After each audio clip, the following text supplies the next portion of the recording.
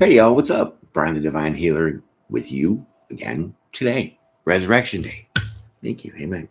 Divine Squad, my little subscribers. Thank you for your likes, your shares, and subscribes. Any comments? Noobs that you bring to the channel, welcome. Come on in, put your feet up. I'm doing a live today, right? So I'm not going to do the reading. I'm going to do something different, right? I'm going to bust out my notebook, right? Because the title, Under the Sun, Moon, and Stars, right? And this is going to be a topic of how the planets and zodiac relate to tarot. Hope you're ready, because I think it's some valuable insight that I know a couple of people have already asked. And so, research, I got my notes. So, it took a little bit, like a lot of stuff to remember, okay? I mean, so that's kind of where we're going with that. So, grab your coffees, grab your waters, whatever you got going on. Yeah, hot.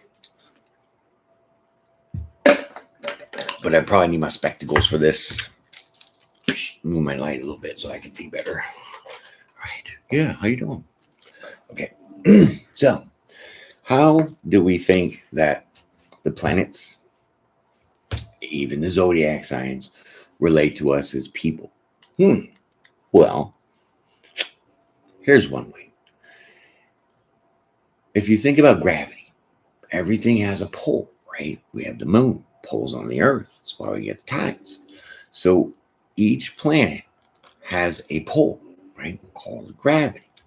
And so that pull really is the influence of that planet. Let's say, if you're going to compare Mars and Venus, right? Well, they're almost similar in size. What up? You made it. Welcome. Come on in. Hit the like buttons when you guys come on in. You guys are awesome. Thank you. Right. So let's keep it going, right? So, like gravity, right? So if you think about Venus and Mars, right? Those two planets, like I said, are very similar in size. I'm not getting into the specifics over here, but they have about an even pull, right? So now if you look at Jupiter to Mars, well, Jupiter could suck Mars right in because it's so big. So it's really the influence of the planet is what we're talking about by like the gravity and the size and things. But they have characteristic traits of their influence. That is the planet. Okay. And the zodiac sign is obviously where these planets line up in. And remember, like I always said, it's like a clock. So you have the stars that goes like a clock. And then you have the zodiac, which, the other stars, constellations, they go, in that clock rotation with the earth. So we're always looking at the same ones over and over and over, right? Okay. Like a calendar, like a clock. Exactly. So that's the zodiac. Okay. And so then now I was like doing more research and I was like, okay, how does a planet in a zodiac affect the tarot cards? Well, you'd be surprised. So this is why I'm doing the video, because there's a lot of information, right? So let me get into some examples here. So when I talk about the influence, right, before I dive into this deep information, the influence on us, like the moon, it has definitely certain traits that people are affected by more than others, right? Especially if it's in your zodiac sign. Okay, that's more confusion, but we'll get there, right? So your zodiac has characteristic traits, right? So we'll just say, I don't know, we'll say Leo, right? We'll just go with Leo. So Leo's a lion, right? Represented by the lion card in the tarot. But also, now we're going to get into the details.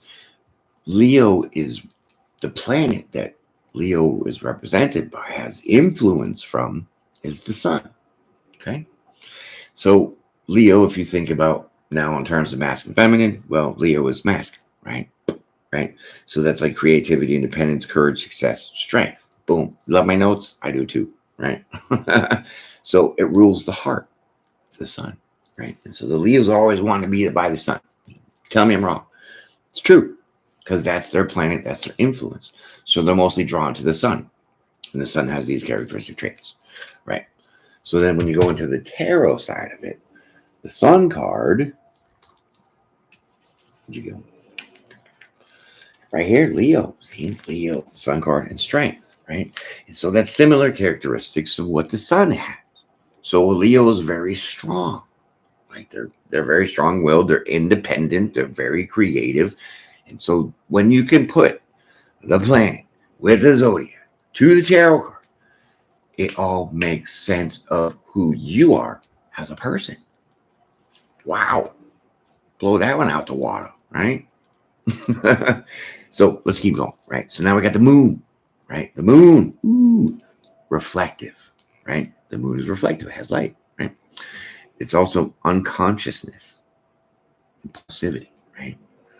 You ever heard of that phrase when a full moon happens, all the crazies come out?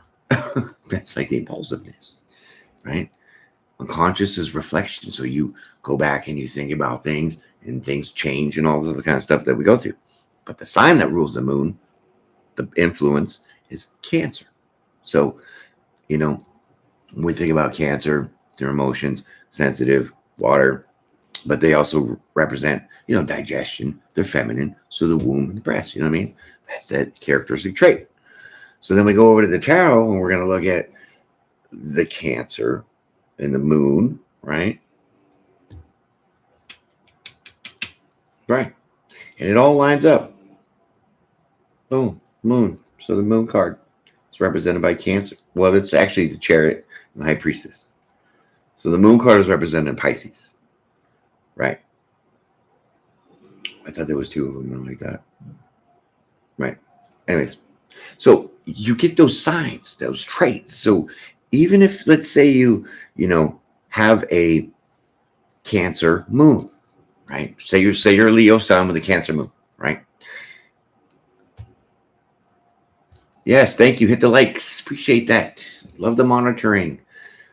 Thank you. The beard's working out. I combed it the wrong way and it was all crooked. And I had to shave it. And I was like, what the hell am I doing? It was straight all the way the whole time. It's just like my angle and then the way I was brushing it. That's hilarious. Thank you. So where was I? Oh, yes. The moon card. Right. So Leo, Sun, Moon, Virgo. Cancer. So when you have your full moon in Cancer, well, then you're at your best point emotionally, right? Or you can be at your worst point. Depends on where your cycle is for your karmic lessons. But when the moon, which is really represented by Pisces, is in Pisces, now you're going to be affected in probably those other ways. So when you can understand, it's not that really difficult to understand, right? Once you understand your chart of your sun sign, your moon sign, I'm going to get into more of it because now we're going to talk about the planets, okay? So after we're done with the sun and the moon, we'll just throw those over there. Now we got how many planets? Thank you, right? Winner, chicken dinner, right? So Mercury, start with that, right? Mercury is ruled by communication. So communication is where you speak, but it's under the sign of Gemini and Virgo. So let's put this in perspective. If you know any Virgos or you know any Gemini and you talk to them, well, they're going to have a lot to say. That's because they're influenced by the planet Mercury, which rules the communication. See how that works? So now you can expect Geminis to know a lot of things and be, chit-chatty because getting it off all the brain, right? Just saying. So then you go to Venus, right? Next planet. So that is ruled by love, obviously. But it's the zodiac of Libra and Taurus. So they both share that planet. So you ever met a Libra? They're all lovey-dovey. You ever met a Taurus? They're all lovey-dovey, right? That's kind of that sense. Those are those personality traits that these zodiacs share, okay? So then you have Mars. Mars is your inner drive. It's like your fire, right? So what is represented by a fire? Aries. So now Aries is ruled by the planet Mars. And they have that inner drive. They're the entrepreneurs. They're the ready, let's go. I'm the leader. That's an Aries. Right. So now when we're going to just jump over quickly, because there's a lot of planets, but when you're going to look at the tarot and how it might fit. So you look the planet Mercury. So you look for who rules Mercury. And like I said, it'd be Gemini and Virgo, right? So then you look to see in the tarot signs. So Virgo and Gemini are the Magician, the Hermit, and the Lover's card. Interesting. And those all kind of play into the planets with the characteristic traits of the zodiac signs as well. It's amazing, isn't it? So I really think that if you can really understand that tarot's not this curse and all this other stuff, because this shit goes, sorry, but this stuff goes way back to ancient times. Really, really, really. I mean, even it says in the Bible that the Jewish people did tarot. They did. Because it was called astronomy and astrology. So the planets, the zodiac signs, it all made sense. Even in Nostradamus' time, in the 1600s, they all were like, well, I got to go to the doctor today, but I'm not going to until I get my chart read and see if today is a good day to go to the doctor. Because you could be that Cancer moon, having a great day, and then all of a sudden the moon is full in Pisces. Now you're having the worst day ever. So do you really want to go to the doctors on your worst day ever? Probably not. This is that understanding. Hello. Well, good morning, everybody. Allison. Redbeard. Love the beard. My friend Solomon, of course, Tracy. Everybody's in here. Appreciate that. You guys are amazing. So, right. So, to look at your birth chart, you have to know, obviously, your birthday, the location, and your time. But exact time is what you need to really get the full alignment of all these planets, right? Which is basically a snapshot of where each planet was in each zodiac sign to tell you now through the tarot what you're about. A little in on that, right? But I really feel most everybody shares these traits. So if you know 6 Libras, well, they're all going to be kind of like the same. You know, it's a little different. We're talking about male and female too, right? Exactly, right? So now you take Cancers and they're all kind of the same. Geminis goes all the way down the list, right? But it breaks it up when you're talking masculine, feminine. Now we're talking about a male that's feminine qualities, you know, because we have that duality. So some people are more in touch with their feminine side than the masculine side, vice versa. Some people are in touch with both, you know, and those people, whack. Those are in charge people, right? When they got that duality going on for themselves. Okay, so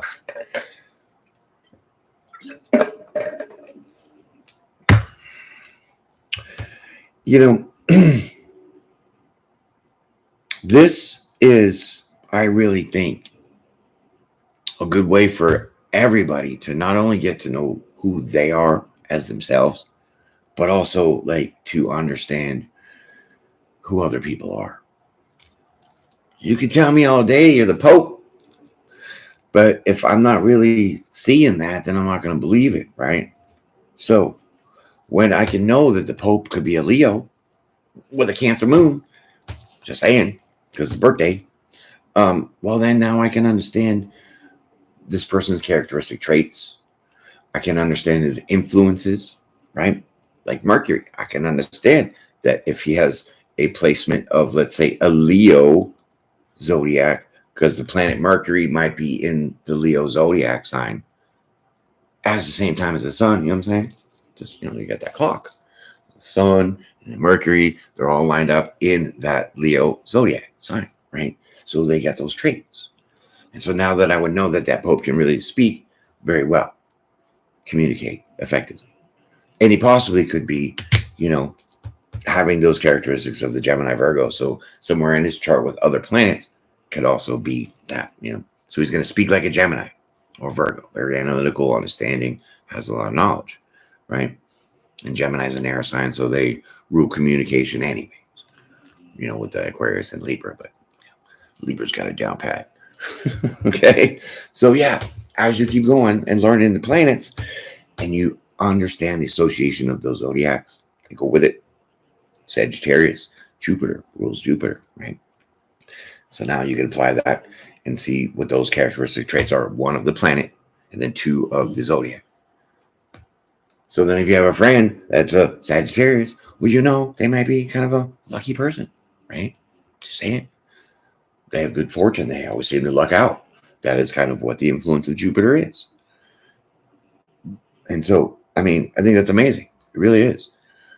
And they've been doing this for a long ass time. Like seriously, like ancient times, like writing on my petting rock, right? How this is. How it's really the way that it's supposed to be, like as far as understanding who you are and how everything works, right? But works really getting to know yourself first. Self-discovery, right? Just a tiny bit. Because when you understand your sign, then you understand all your planning placements. Now you're going to understand better who you are, because this is more fine-tuned, right? We can all say sun sign, Libra, or whatever, blah, blah, blah, blah, blah, right? Generic, because everybody's pretty much the same under that sign. But then you break it down on their planets, where they're lined up in the zodiac. Well, now you have two distinct Libras. You know what I mean? When you get deeper into it, based off their chart with their planets aligned up to the zodiac. Hope that makes sense, because it surely does to me. Right? So my influence here is just really to do that. Is to kind of show you guys a little teaser to really understand how I see things as far as the way the planets line up to the zodiac, and now incorporating that into the tarot with those zodiac signs, and it fits like a glove. I mean, it really does. You can't go better with that. Sorry. So let's get into Scorpio real quick. I'll give you another example, because I just love examples. I'm stupid like that. But Scorpio, right, is represented in the tarot for judgment and death, right? Which is just change and transformation, making it official, right? So when you look at the planet that Scorpio is ruled by, it's ruled by Pluto, okay? So now what does Pluto represent? Sexuality. When you understand life is so much, you know? And then your eyes are really wide open, because then you start to see things differently. Like Easter's not the day we're really supposed to be celebrating, because the death of Jesus and the resurrection. Like, I mean, it's happy that he resurrected, but I don't think it's like, celebrating the death and all this stuff. And I mean, why are we hunting eggs? You know what I mean? So when you get into it deeper than that, you find out it's about fertility god, and the actual symbols of this fertility god is the egg and the bunny. That's very interesting. But it's all a pagan ritual. Seriously. So when you open that shit up, well, now you find a can of worms. But this is no can of worms. This is a real deal Holyfield. So you'll understand this way better when you can dissect it this way, right? So Pluto is owned by Scorpio. So the planet Pluto is the influence on Scorpio. And so the traits of Pluto are sexuality, birth, rebirth. So death and birth, right? What does that say? Chicken scratch. I can't even read my own writing. What the hell? I'm just kidding. Right? So death and rebirth, right? So now over the tarot, what did I just say? Scorpio card is death. Death is transformation. This is the same as the influence what Pluto has. That's why Scorpio's underneath that kind of thing, because it goes right with it. I mean, if you know a Scorpio, they're kind of like passion. They're on fire. Just saying. You know what I mean? And they have that black and white. Just there's no gray area. So when they cut some stuff off, they cut it off. Because they change, and that's them, right? Some are a little dark, but whatever. But it's the understanding of these traits, understanding of these influences, that now you will be able to direct your life in a better way if you know this crap. If you do, really, it's not that hard to study. See, I only took 2 pages of notes. That's it. It's too easy. Yeah, you're here again. Woo! Oh, the buffering. Sorry. I hope it's not on my end. Yeah. So, yeah, there you go. You know what I mean? Understanding the relationship between the planets to the zodiac signs and even to the tarot, because you all are pretty familiar with that because you're here. And so now you kind of get the gist. You pull all that together.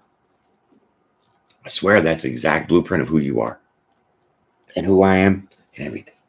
That's why some people, they got to really be careful with, being in positions of really, helping other people, whatever, and relaying this information to other people, because then they can find out who you are, what you're about to do, how you're going to do it based off of your alignments. You know what I'm saying? Still intellectual property that you're stealing, by the way. Just saying. Yeah.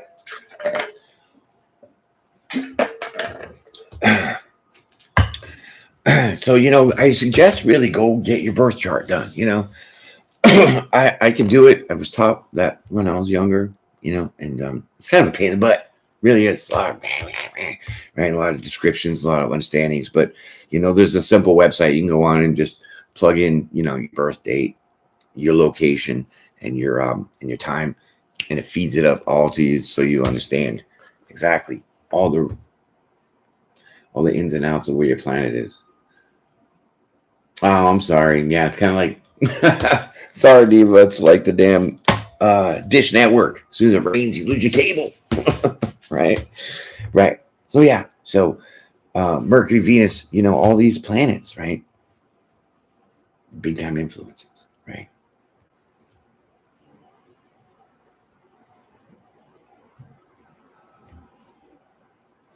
Can't do nothing but follow the calling at the divine timing. For surely. And the stigma that's put on this kind of stuff, when you really learn what this stuff is, and you're not using it in a negative way, it's ancient knowledge, secret knowledge. Oh, that's so easy, Allison. That's really easy. You know why? A lot of people, okay, so like a Cancer, right? They're obviously under the moon sign, right? So they have that influence, right? And so they're very emotional, right? So all that means is that Cancer is really relating to the emotional side of people, because the moon is represented by your emotions, the cups, emotions. And so when a Cancer is only relating by their moon sign, well, they're only going off of what they feel inside. They don't really look at the logic of things, which is the sun sign. It's like your personality traits, kind of how you present people to the world, you know what I'm saying? Like, and the way you think. So left brain, right brain, emotions, logic, same kind of deal, all that duality. So when you meet somebody that's, in that moon phase of relating more to the moon than the sun, well, then they're only in their emotions more than their logic. So they're only half balanced. I hope that makes sense. Right. Okay. What you guys say about birth chart? A couple years ago, and just did another one in another site, and it was told, oh, that's kind of bogus. I don't know how it would be different other than maybe like the location, because you have to put in the location. I used was it Cafe Astro or Astro Cafe, something like that. And it's a really good one. It's pretty reliable. If you just want to have a little research there, free plug for them. But, something like that. But it's really, like I said, the date, the time, location, and the exact birth date. Like the birth time. 6:01 a.m., whatever, has to be exact. Because that's it. That snapshot of where the planets were in the zodiacs to give you your idea. Right. Pisces and so... Okay, so she's a Pisces sun and a Scorpio moon. She has Aries rising. She probably acts like the Aries rising more. Right. Bossy, independent, kind of go-getter, leader. You know what I'm saying? And the Scorpio moon, well, now, that's a different topic. Right. But yeah, a lot of people, they either work off their ascending sign, which in this case would be the Aries rising for Allison's, right? Her mom, right? And so the Pisces sun is kind of, what she might work out of when she's not in her emotions. Just depends on, what events are you going through. But, you can see the difference when people live in their emotional side or their logical side. So now then you can understand who that person is with their planet aligned to their zodiac and how they're going to react. So it's almost almost like, it's almost like fortune telling. Kind of. That's why they're like, oh, it's fortune telling and it's so bad, bad, bad. But you know what? I'm really just telling you how you are and how you're going to act. That's all that really is. It's crazy to be shying away and then shunning that shit. You know what I'm saying? I don't get that. It is a good site. It's very accurate, Tracy, right? Or Bill. Yeah, right. Being a cusp, it tripped me out. I hear you, Diva. It's like, what? I got to deal with both sides now? This is crazy. Like, now I have 4 dualities going on. It's kind of weird. But, I think really, honestly, the cusp people are very unique. There's not a lot, obviously. It took me a little bit to grow the channel. It's all you guys' fault again, like I'm saying, because people don't understand what cusp is, for one. For two, some of it doesn't make sense because a lot of people get trapped, like we're talking about, either in their moon sign or their sun sign or even their rising sign. And so it's okay to look at this reading and say, well, because I am a, Virgo Libra cusp, doesn't mean I can't watch it because my birthday doesn't fall in line with being a cusp. But you still have that Virgo sun and the Libra sun. Well, I mean, really, you only have one sun sign, but you're in the middle of that. So it's like almost half and half. You get to share the sun sign quality, characteristic traits of the Virgo, as well as the Libra. And that's what's difficult for people to understand, because even some astronomers and astrologists and all these people that like to say things that try to, keep us away from this understanding. Libra Scorpio cusp with Scorpio moon. Ooh, little feisty. Are you there, Allison? Yeah, very direct. I hear that. Yeah. And see, we can understand those things when we learn these things. And I love that you guys are jumping in there like that and being like, hey, I'm this and I'm that. But, it's helping other people that are, the noobs to the channel understand too. I like these kind of personal chats. That's why I kind of mix it up the way I do. So you guys get a better understanding of what the tarot is all about, what a cusp is about, and now really how these planets work out. You know what I'm saying? Oh, sure. 6. That's perfect. She could say hi. As long as it's like supervised, I guess, because YouTube has some rules about, the youngins being in there, and they can. Because I have like 2% of youngins in here. So we keep our tone, keep it nice and pleasant. And as long as they're under that supervised rule of YouTube, I guess, yeah, for sure. Right. So that's my decision, but I'm going with it because kids need to learn too, right? It's all about the kids, really. Yes. Yes. So, right. Okay. So now that we kind of understand that, I really suggest studying some of this for yourselves by one, getting and doing your chart. Simple, takes 5 minutes. You can do it professionally. You can go on that website suggested. But when you do that, now really study that chart. Look at to see where, let's just use the Mercury planet for communication. Look and see where your Mercury is as far as what zodiac sign. And now that's going to 100% guarantee tell you how you speak, how your communication is, right? So if you're like Mercury is in Cancer, well, Cancers are sensitive. They're emotional kind of people. So they're not really so expressive in their communication compared to, say, somebody that has like a Libra or Virgo Mercury where they're just ripping it out. You know what I mean? And so that really helps understand not only yourself, but the whole entire planet, right? It really does. So pet the rock and do your research too. And that website's great to do it. It's quick and easy. Yeah. Aloha Sierra, Libra Scorpio with the Sag. Yes, nice. I love it. See, all my cuspers are out here. Whoop, whoop, whoop. Right? Yes, this is fantastic. You guys are amazing. Right? And so, I mean, I knew a lot of this already, but, I always have to get my facts right. So I'm not talking out the other end. You know what I mean? And so when I started looking at not just the the zodiacs to the tarot and seeing what the cards are and stuff like that, because I don't really call it the signs in my readings, if you guys noticed, right?